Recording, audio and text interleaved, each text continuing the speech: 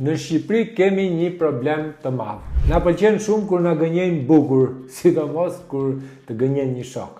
Të thot, jam i fiksuar pas makinës, unë lale, e kam majt për merak. Asnjë gërvishtje nuk ka, se e mbaj në borë dhe ti e beson. Sepse është më thjesht të besosh se sa të kontrollosh.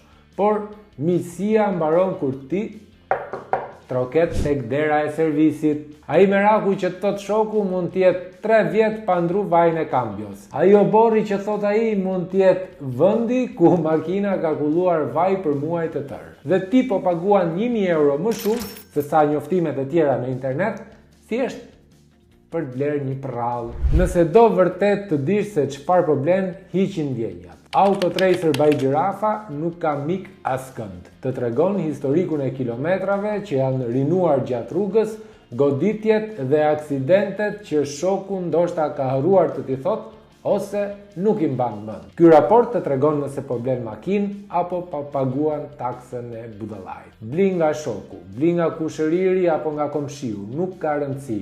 Por mos bli qorrazi, sepse kur makina të lënë në rrugë, shoku do të thotë ashtu ma shitën dhe mu lale, qa të themun, por ty do t'ikin lekët. Ndaj mos bli makinë pa kontrollu historinë në Autotracer by Gjirafa.